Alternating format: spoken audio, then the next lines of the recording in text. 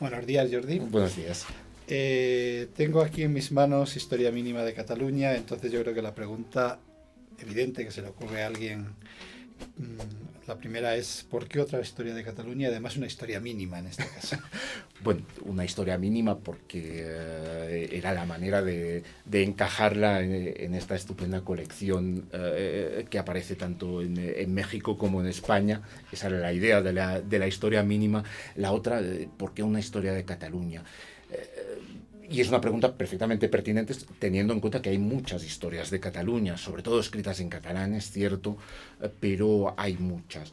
Pero bueno, yo creo que se podía contar y que se puede contar la historia de Cataluña de una manera distinta como se ha contado generalmente en las historias que se han hecho, yo diría casi desde el siglo XIX. Y es intentar contarla sin partir sin partir de elementos que damos por supuestos, sin discutir, o lo que llamaríamos prejuicios, de juicios anteriores a la discusión.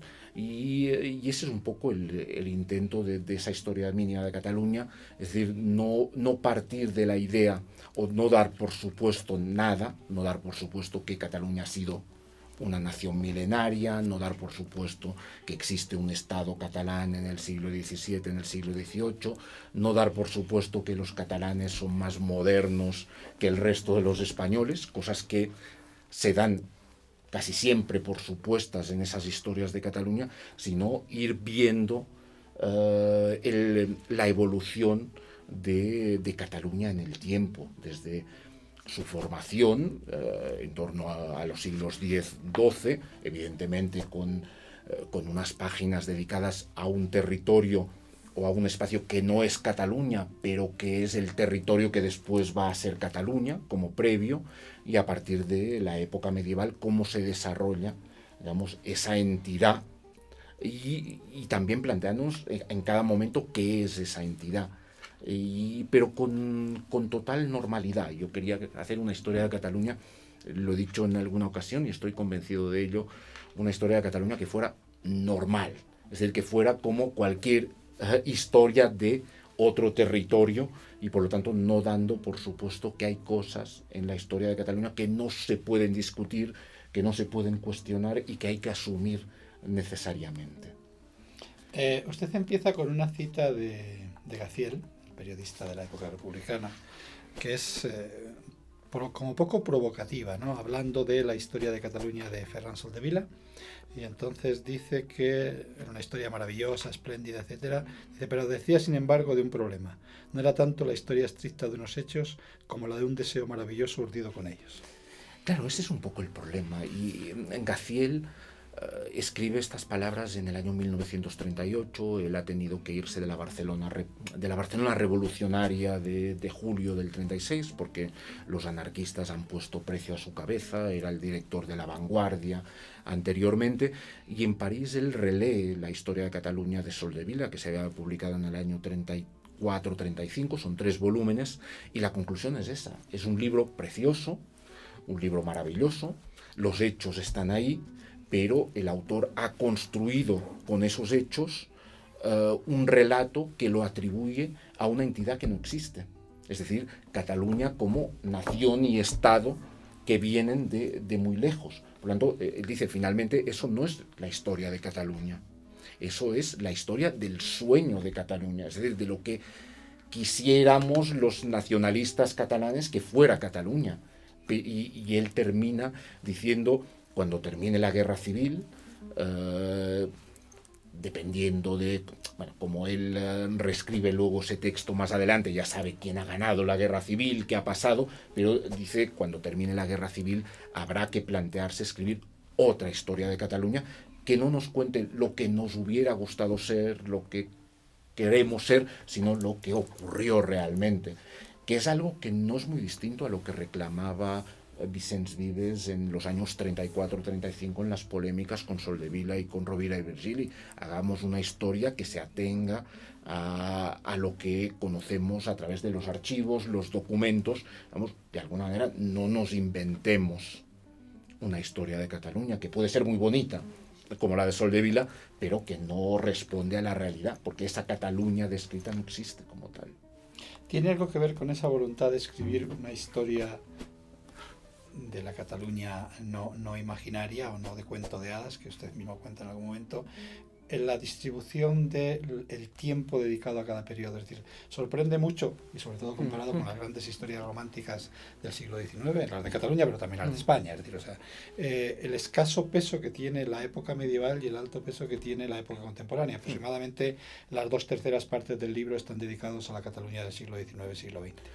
Bueno, yo creo que me parecía que para un lector de hoy dedicarle mucho más espacio al siglo XIX y al siglo XX era lo más pertinente, entre otras cosas porque, digamos, a mí me parece que evidentemente tenemos muchas cosas, tenemos alguna cosa que ver con los catalanes, entre comillas, de la época medieval, pero tenemos muchas cosas que ver con los del siglo XIX y XX, es decir, nuestra relación con el pasado, digamos,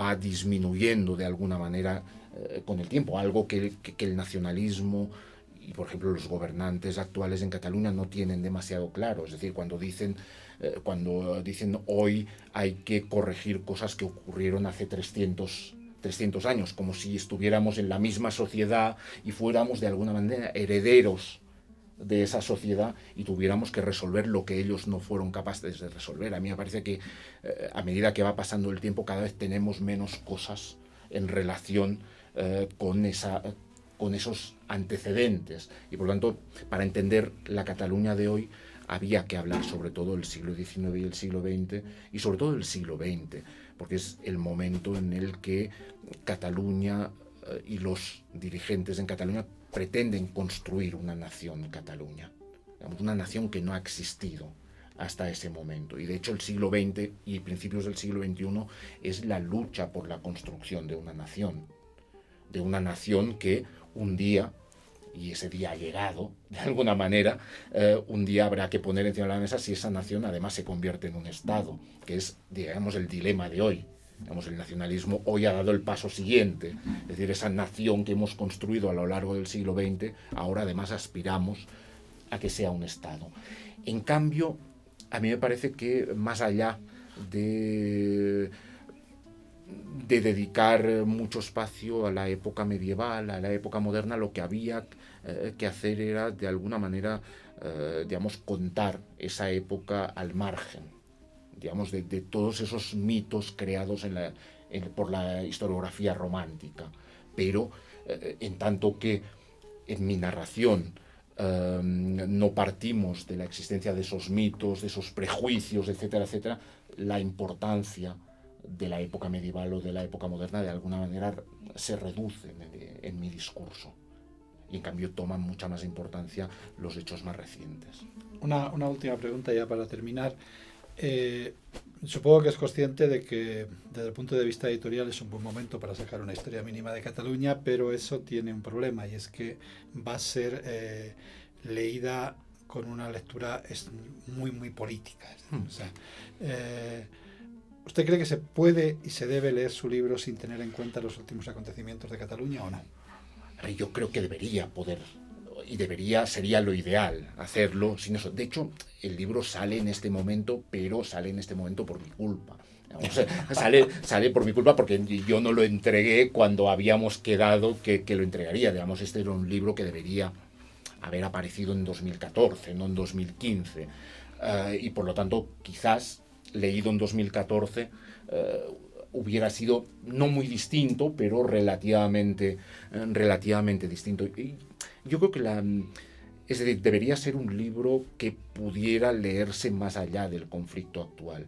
Yo creo que en el libro se explica de alguna manera por qué Cataluña está en el conflicto actual, pero hay una voluntad de que este libro se pueda leer al margen de la coyuntura, que es lo que yo planteaba como la normalidad. Es decir, simplemente intentemos abstraernos de determinadas discusiones e intentemos explicar por qué las cosas realmente son de esa manera. Pero también soy consciente de que es inevitable que la lectura política, y sobre todo en un momento en el que la discusión política se ha convertido casi en imposible, entre otras cosas porque digamos, los argumentos, porque se está hablando en dos niveles de lengua distintos y en donde las palabras significan cosas distintas, en donde se oponen en muchos casos una cierta emocionalidad, racionalidad. Por lo tanto, vivimos una etapa en donde la discusión política, pero eso tiene sus efectos en la discusión cultural, en la discusión histórica, es cada vez más difícil y por tanto todo es visto de alguna manera como blanco, como negro y por lo tanto es muy fácil que alguien pueda decir, sin haber leído el libro, que ese libro es negro y no blanco, para decirlo de alguna forma. Pero bueno, digamos, yo creo, o esa ha sido mi intención, hacer un libro que no toma, digamos, partidos políticos, sino que se dedica únicamente a lo que yo quería que fuera, que es una historia normal, una historia de un territorio como cualquier otro, pero con unas características específicas. Muchas gracias. A vosotros.